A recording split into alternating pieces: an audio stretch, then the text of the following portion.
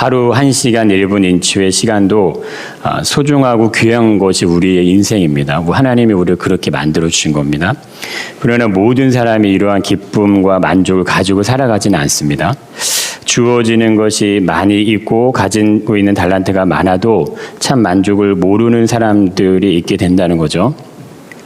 그렇지만 가진 것이 적어도 하루의 삶이 가능하기에 행복을 누릴 수 있는 사람들도 있습니다.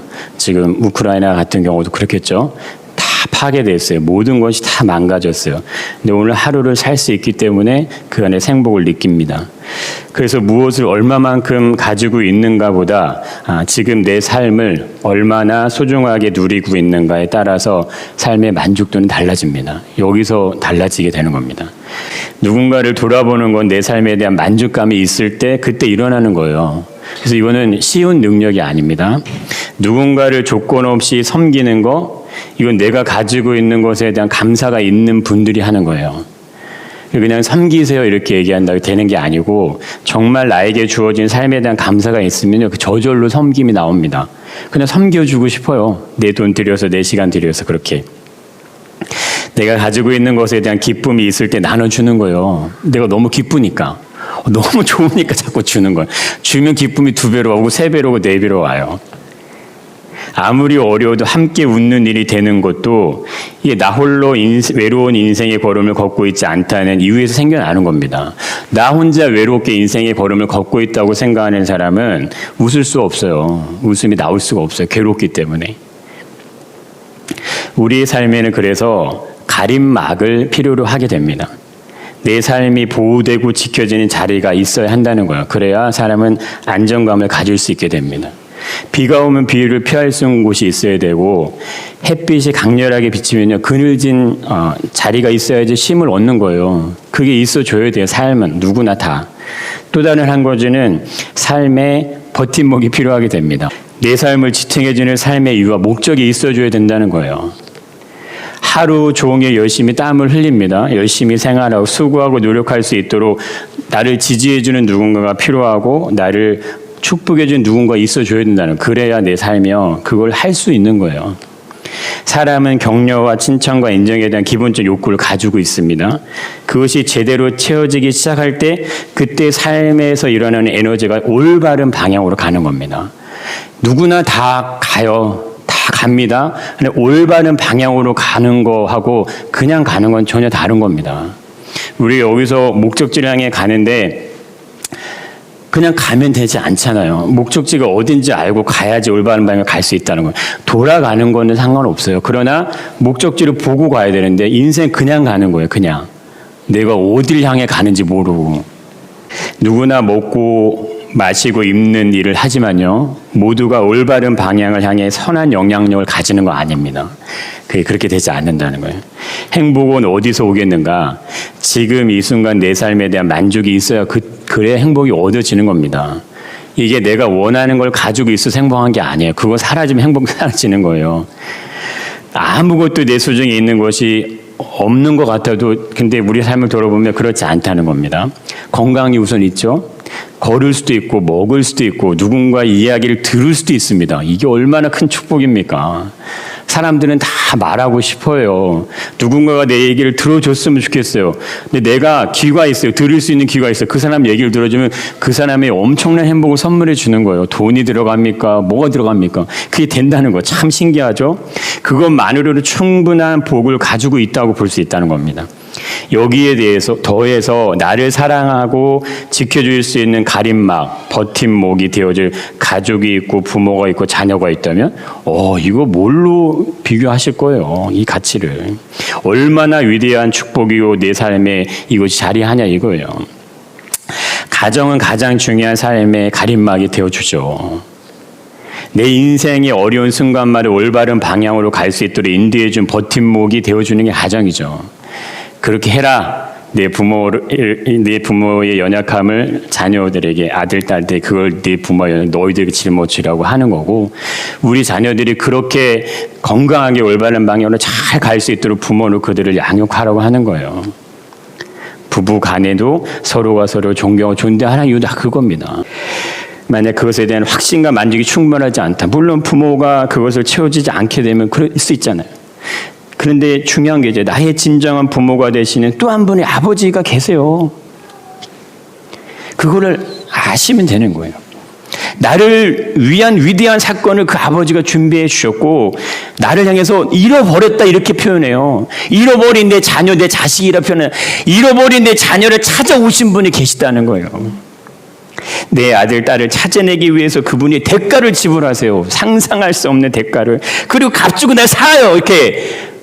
왜냐면은 값이 지불되지 않으면 나를 얻을 수 없기 때문에. 그런 분이 누가 있어요. 우리의 삶을 보살펴 주는 분이 계시고 우리의 인생이 버팀목이 되어주시는 분이 계신다는 겁니다. 우리는 그분 안에서 인생의 걸음을 걷는 거예요. 그래서 인생은 외로운 게 아니에요. 아버지는 자녀를 위해 아낌없는 희생과 수고를 힘들다 말하지 않습니다. 육신의 부모는 혹 간혹 그러실 수 있지만 하늘의 아버지는 안 그러신다는 거예요. 무엇으로도 대신할 수 없는 가치를 가진 자신의 자녀의 가치를 아버지가 아세요. 왜냐하면 하늘 아버지가 우리를 만들어 내셨기 때문에 그걸 안다는 거예요. 주눅 들고 눌려있고 아파 고통하는 그를 향해 너는 원래 그런 존재가 아닌데 왜 그렇게 슬퍼하고 아파하냐고 하늘 아버지가 예수 그리스도 그 아들이 눈물을 흘리면서 우리를 향해서 통회하고 자복하는 거예요. 그게 십자가의 길을 걸을 수 있는 동력이 되는 거예요. 의미 없고 쓸데없고 가치 없는 인간들을 향해서 걸어가시는 게 아니에요. 내 생명만큼 내 생명을 죽여서라도 살려야 될 의미와 가치가 그들에게 있기 때문에 그들을 대신해 죽는 거예요. 그래야 연합이 일어나는 겁니다. 자신보다 밑에 있는 사람을 위해 죽는 게 아니라니까요. 나와 동급인 사람을 위해 죽어지는 거 그게 아들이 죽음이고 아버지의 대가 지불이에요. 이게 얼마나 이게 기가 막힌 겁니까? 아버지는 우리를 구하같이 버려두지 않으시고 외면하지 않으신다는 거예요. 내 부족함과 연약함으로 나를 평가하시는 분이 아니에요. 여러분 하나님이 우리를 평가하시면 뭐 하실 것 같으세요? 인간이 신 앞에 가서 어떤 평가를 받는다고 생각해요? 평가할 게 없어요. 후 불면 사라지는 게 그게 인간의 인생이에요. 먼지보다 못한 게 티끌의 먼지보다 못한 게 우리 인생인데 우리가 하나님 앞에 가서 평가받는데 그게 무슨 의미가 있겠습니까? 그런데 평가 자체가 아니에요. 그냥 대가 지불을 먼저 하시는 거예요. 어떠한 연약함이 있든 어떠한 잘못이 있든 어떠한 죄가 있든 아무것도 묻지 않으세요. 그리고 대가 지불을 먼저 하세요. 그러니 이거를 받아들이고 믿는 것이 도통 어렵지 않습니까? 이거를 이해하고 따라가는 것이 얼마나 어렵냐 이거예요. 그러니 믿음을 갖고 교회를 다니지만 하나님의 뜻대로 안 살아지는 겁니다. 왜? 안 믿어지니까. 세상의 기준은 늘 항상 우리의 삶의 모습을 평가하지만 아버지는 절대 그렇게 하지 않으십니다. 왜 그러실까? 사실 우리에게 아버지가 계신다는 사실, 이건 정말 믿기 어려운 사실이에요. 나는 나의 연약함 때문에, 내 욕심 때문에, 내 죄된 본성 때문에 날마다 무너집니다. 그게 우리예요. 날마다 절망할 수밖에 없는 것이 인간의 사실 모습입니다. 무엇 하나 우리에겐 선한 것이 일어나지 않습니다. 내가 선한 것 같지만 절대 우리는 선하지 않습니다. 그것을 성경이 얘기하세요. 그게 인생이고 그게 삶의 열매들이라 얘기하신다는 거예요. 나는 아니야. 나는 나름 괜찮은 사람이 말할 수 있을지 모르지만 성경은 그렇게 얘기하지 않습니다. 하나님을 떠난 인간이 가지게 된 인생의 모습을 로마서는 적나라하게 표현해 주면서 이렇게 얘기합니다. 어쩔 수 없이 나타내는 것이 하나님의 진노다. 이렇게 얘기하는 거예요. 그런 우리에게 하늘의 아버지가 나를 사랑하신다고 선언하시는 거예요. 이게 얼마나 대단한 겁니까? 우리 지구라는 행성 안에 살아가면서 인간은 한 점에도 불과하지 않아요. 우리가 1000년을 삽니까? 10,000년을 삽니까? 태어나는 순간이 있대 죽는 순간을 맞이하고 죽음 이후에 오랜 시간이 지나고 나면요. 흔적도 없이 사라져요. 우리 할아버지 어떻게 사시는지 아세요? 어떤 감정을 갖고 어떤 느낌을 갖고 어떤 삶을 사는지 아시냐? 이거 모르잖아요. 50, 100년, 200년, 300년, 500년, 1000년 후에 누가 우리를 기억하겠습니까? 그런데도 이 지구뿐 아니라 지구, 태양, 생명, 환경, 우주 모든 세계를 만드신 그분이 하나님께 나를 사랑하셔서 그의 독생자 아들을 나를 위해 주셨다고 선언하시니 이거를 어떻게 왜 그릇으로 이해하고 받아들이겠냐 이거예요. 그 사랑 안에서 우리는 삽니다. 그게 우리의 걸음이고 예배의 자리에 우리가 있는 이유예요. 그래서 불안하고 염려하지 말라고 얘기하시는 거예요. 무엇을 먹을까 마실까 입을까 걱정하지 마라. 하늘 아버지가 이런 것이 너에게 있어야 될 줄 안다 이거예요. 세계 경제가 불황을 겪고 있고 위기가 닥쳐오고 있어. 앞으로 더 힘들어질 거라고 다 얘기합니다. 그렇지만 그럴수록 믿음의 자녀들은요, 나눠야 돼요. 베풀어 주는 거예요. 어떻게 될지 모르는데 쌓아두고 남겨두고 미래를 대비해야지 생각하는 건 지혜로운 거예요. 하지만 이거보다 더 지혜로운 게 있어요. 나보다 더 힘든 사람, 나보다 더 어려운 사람이 내 거를 주는 거예요. 이게 예수님이 보여준 모습이에요. 그러니 이게 우리의 삶과 다르죠? 예수님은 왜 그렇게 하셨을까 하는 겁니다. 내가 쌓는 것은 내 노력에 걸고도 얼어지는 거예요. 그게 전부예요. 더 이상 생기지 않습니다. 은행에 넣어놓으면 은행에 넣어놓은 이자만큼만 이자가 주어지죠. 그렇지만 하늘의 창고에 쌓는 건요, 언제든 원할 때마다 꺼내 쓰는 거예요. 이게요, 사라지지 않고 마르지 않는 거예요. 이게 진짜 신비해요. 엘리야가 수년 동안 가뭄이 들어 비도 이슬도 내리지 아니할 때 하나님 엘리야에게 뭐라고 얘기하시냐면, 너는 여기서 떠나 동쪽으로 가서 요다나 그린 시냇가에 숨어라 이렇게 얘기했어요. 그러면서 그 시냇물을 마셔라. 이슬도 안 내리고 비도 안 내리면요, 다 끝나요. 농사를 질 수가 없어요. 이스라엘은 원래 물이 부족한 국가입니다. 그래서 터키에서 수입을 해와서 수입을 맞춰요. 그 시냇물을 마셔. 내가 까마귀들에게 명령해서 거기서 너를 먹이리라 한다는 거야. 실제적으로 까마귀들이요, 먹을 걸 갖다 줘서 엘리야가 살아요. 근데 그 이어서 나오는 말씀이 사르밧 가부의 내용이에요. 엘리야가 사르밧 가부를 만나서 이상한 얘기를 합니다.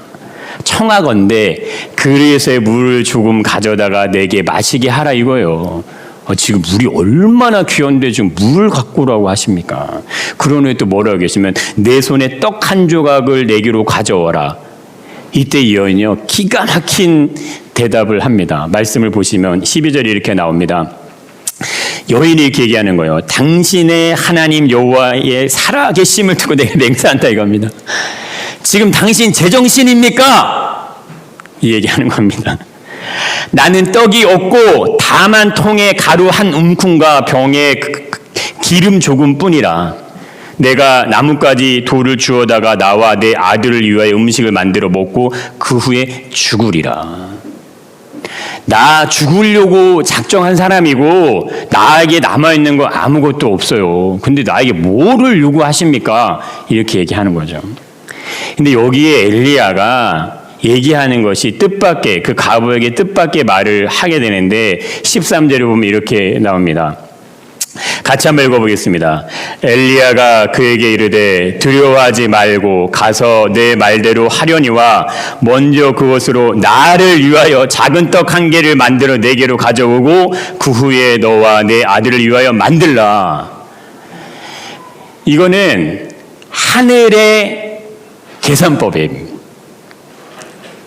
통에 가루 한 움큼 말고는 없는데 또다시 떡을 만들려고 한다면 무엇으로 만듭니까?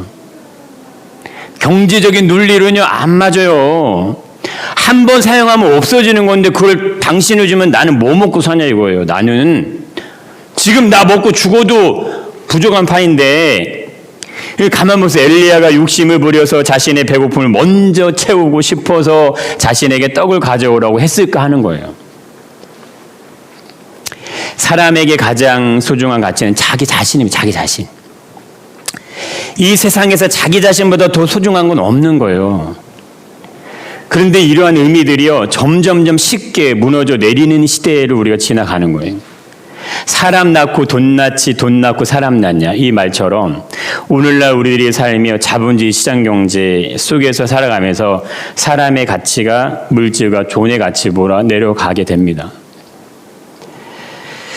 사람이 소중하다는 것이 얼마나 지켜주고 있는 것을 반문해 볼 수밖에 없는 현실을 마주하고 있어요. 그게 오늘날 우리의 시대입니다. 사람이 소중하다는 것 누구나 다 아는 기본 사실이죠. 그렇지만 그것이 알고 있는 대로 지켜주고 있는가 하는 거예요. 그렇지 않을 수 있는 현실을 살아가고 있다. 유전무죄, 무전유죄라는 표현에서도 잘 볼 수 있죠.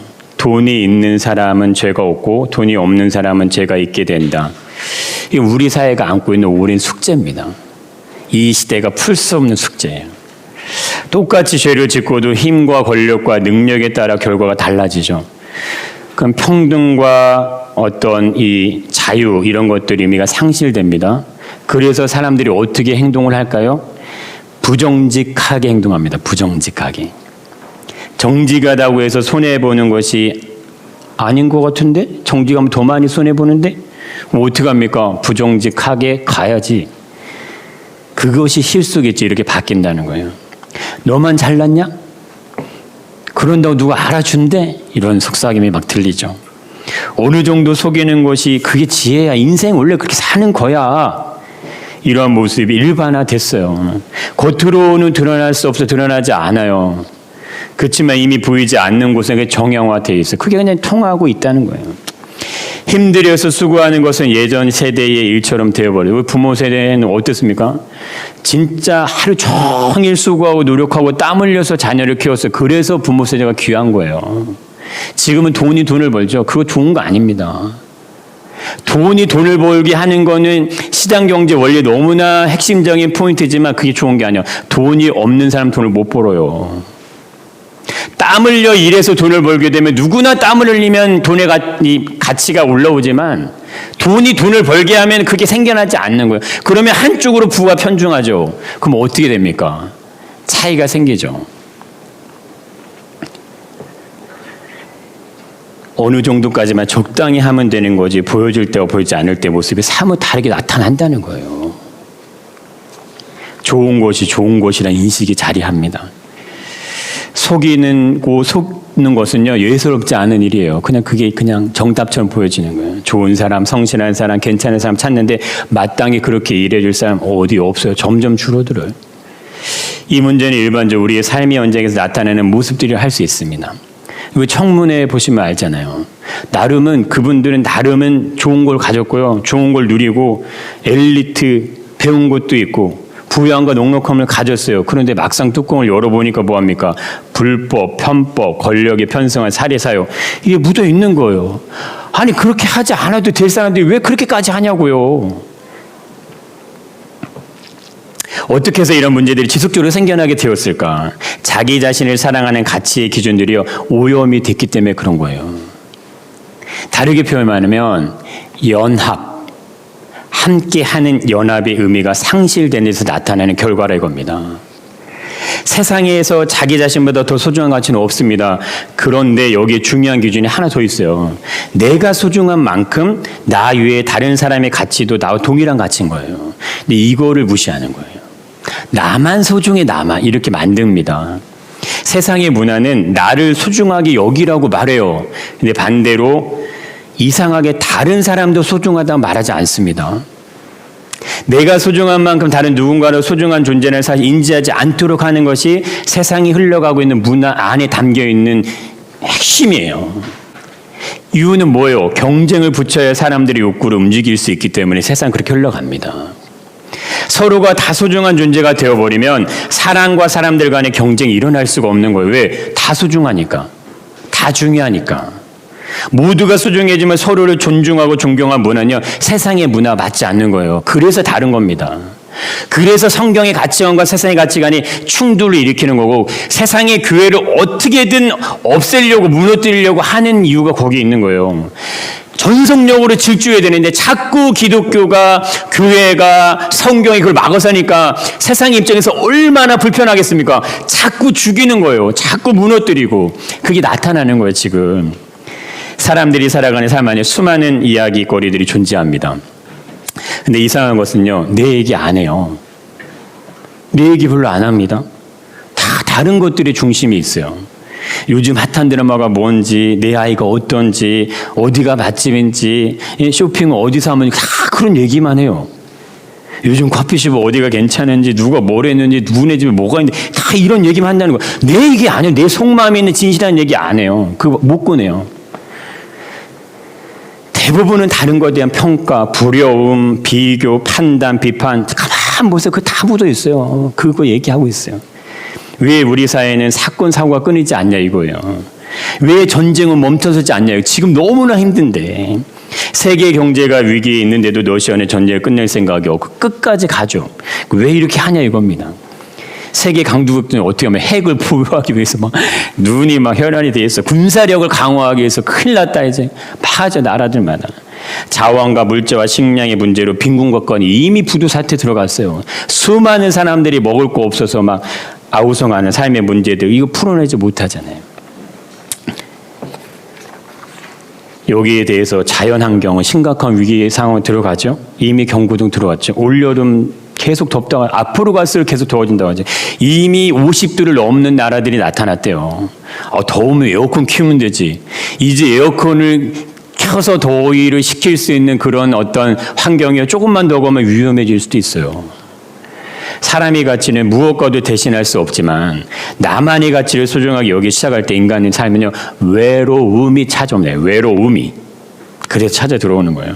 사람은 홀로 위대해질 수가 없는 존재입니다. 이거를 아셔야 돼요. 절대 사람은 홀로 위대해질 수가 없어요. 좋은 옷을 입고 좋은 차를 타고 좋은 집에 산다고 해서 내 가치가 완성되는 그거 아니에요. 만족이 없으면요, 끊임없이 불안함과 염려가 올라오는 게 인생이에요. 걱정스러우면 가질 수밖에 없는 게 인간의 본질의 모습. 하나님이 그렇게 만들어 놨어요. 배고프면 먹을 거 찾는 것 같은 원리입니다. 내가 오늘 하루 너무나 배부르게 먹었어요. 다음 날 가면 또 배고프죠? 그게 인간이 가지고 있는 모습이에요. 그게 나쁘다는 게 아닙니다. 인간의 삶을 무엇으로 채우는가에 따라서 만족이 되는 게 아니다. 이걸 알려주시는 거예요. 있어야 할 곳이 있어야 만족이 되는 거예요. 그게 연합이에요. 연합. 사람은 스스로 완벽할 수 없기 때문에 하나님의 연합을 얘기하시는 거예요. 인간은 스스로 특별할 수 없는 존재이기 때문에 그걸 얘기하시는 거예요. 그런데 사람들은 완벽할 수 있다고 스스로를 믿고 있는 데서 문제가 자꾸 생겨나는 겁니다. 부모 무시하죠. 자녀에게 올인해버리죠. 부부간에 문제 생기는데 등 들려서 다 각자가 원하는 삶 살죠. 다 이거에서 오는 거예요. 여기 러시아가 전쟁을 일으킬 수 있었던 이유도 뭡니까? 자신들이 반드시 이길 수 있다는, 이겨야 된다는 정당성, 그걸로 하는 거 아닙니까? 그런데 전쟁을 멈추지 않고 지속하는 이유 뭡니까? 당연히 우리가 이겨야 될 싸움에서 우리가 왜 멈춰? 이런 마음을 갖는 거예요. 이것이 인간이 가지는 모순이죠. 누구를 파괴시켜서 자신의 이득을 얻는 거는 절대적으로 정당한 것이 아니죠. 근데 정당화 시켜버려, 그거를. 그렇게 해도 된다고 여긴다는 거예요. 수없이 죽어지고 파괴되고 또 죽어요. 엄청난 사람들이 죽어. 그런데도 계속해서 전쟁을 벌여. 이게 뭐냐 이거예요, 이게. 내가 원한다는 모든 것을 마음대로 파괴하고 죽이고 빼앗아도 정당화될 수, 이게 인간의 모습이에요. 그게 인간의 세상이라는 거예요. 우리를 스스로가 아무리 내 자신의 가치를 높이 평가하고 나를 소중하게 여긴다 해도 만족과 행복이 찾아오는 건 아닙니다. 사람에게 있어서 만족은요, 온전한 연합이 일어날 때 주어지는 거예요. 그래서 부모를 떠나서 한 몸을 이루라고 하는 얘기가 그래서 주어지는 거예요. 남편에게 복종하고 남편을 아내를 사랑하라고 하는 얘기를 하신 이유도 거기서 나타나는 겁니다. 엘리야가 사르밧 과부에게 한 움큼 남아있는 가루와 기름을 가지고 자신을 위해서 떡을 만들어 오라는 말은 내가 너희의 삶과 함께 하겠다는 연합의 의미가 있습니다. 죽어도 같이 죽고 살아도 같이 살겠다. 이게 복음이에요. 그게 교회예요. 그게 가정이고 그게 공동체예요. 부모가 너를 위해서 죽어줬듯이 그 죽음에 대한 존경심, 공경심을 가져라. 성경은 그걸 얘기하는 거예요. 엘리야의 말대로 신기한 일이 벌어집니다. 다음에 말씀을 보시면 이런 일이 이러죠. 그가 가서 엘리야의 말대로 했습니다. 참 놀랐습니다. 그와 엘리야와 그의 식구가 여러 날 먹었다 이거예요. 16절에 또 이런 말씀이 나오죠. 여호와께서 엘리야를 통하여 하신 말씀같이 통의 가루가 떨어지지 아니하고 병의 기름이 없어지지 아니하리라. 하나님이 하시는 인생의 지경 안에서 이거를 경험하시기를 축복합니다. 세상을 있는 대로 바라보면요, 어리석게 보이는 게 믿음이고 하나님을 예비하는 것이 가치 없어 보이는 거예요. 그러나 인생의 소중한 모든 것을 전부 다해서 정말 자신의 것을 아낌없이 하나님께 드리면 떨어질 것 같은데 안 떨어지고 사라질 것 같은데 안 사라지고 부족할 것 같은데 차고 넘치고 외로울 것 같은데 마음의 위로가 있고 내가 쓸쓸할 것 같은데 기쁨이 생기고 웃음이 생기고 하는 거예요. 누가 만들어 줍니까 이거? 어느 사람이 이거를 있게 하냐 이거예요. 내 자녀도 내 부모도 못해요. 누가 합니까? 내가 하는 거예요. 내가 그렇게 부모를 섬기고 아내를 섬기고 자녀를 그렇게 대우할 때 그들이 나를 그렇게 빛나게 해주는 거예요. 이러한 신비 안에 들어있는 것이 있어요. 사람은 스스로 빛을 내는 존재가 아니라는 겁니다. 이게 성경이 말해주는 진리예요. 사람은 절대 스스로 빛을 낼 수 없습니다. 내가 빛을 내려면 누군가가 나를 빛나게 해줘야 돼요. 그래서 연합을 얘기하는 겁니다. 몇 주를 금지된 서로 다른 4명의 사람이 한 식탁에 둘러 앉아있다고 한번 생각을 해보십시오. 국적도 다르고 언어도 다르고 한 번도 만난 적이 없어요. 근데 너무 배고픔에 굶주려 있어요. 서로 다 처음 보는 사람이에요. 식탁 위에 사과 1개가 놓여 있다고 한번 생각해 보십시오. 어떤 일이 벌어질 것 같습니까? 만약 4명의 사람 중에 3명이 여자고 1명이 힘센 남자라고 한다면, 또는 2명이 아이들이고 2명이 어른이라고 한다면, 또는 1명이 힘이 없는 노년의 여인이고 3명이 아이들이라고 한다면 결과는요, 사뭇 다르게 나타난다는 거예요. 일반적으로 우리가 살아가고 있는 세상의 기준의 모습으로 본다면 우선적으로 사과를 먼저 짚는 사람이 주도권을 가지게 됩니다. 그게 세상에 가지는 원리예요. 그것을 어떻게 나눌 것인가에 대한 기준은요, 사과를 가진 사람이 결정을 하는 거예요. 이것이 힘의 논리고 경제의 원리의 모습이라 할 수 있다는 거예요. 먼저 선점하는 사람이 사과의 주인이 되는 겁니다. 모두가 동일한 선택권의 모습을 가지고 있지만 각자가 자신이 힘의 차이가 존재하게 될 때 누가 먼저 원하는 것을 얻는 거에 따라서 우선권이 자연스럽게 그걸로 넘어가는 거예요. 그쪽으로.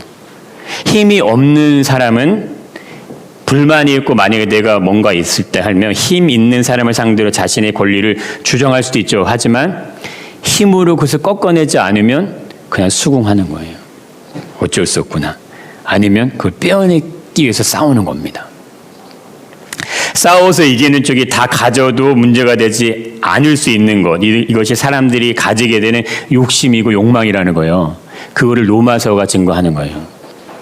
그래서 필요로 하게 되는 것이 법이고 질서예요. 이게 없으면요, 무법한 사회, 무질서한 사회가 되면은 힘 있는 사람의 모든 걸 다 쥐게 됩니다.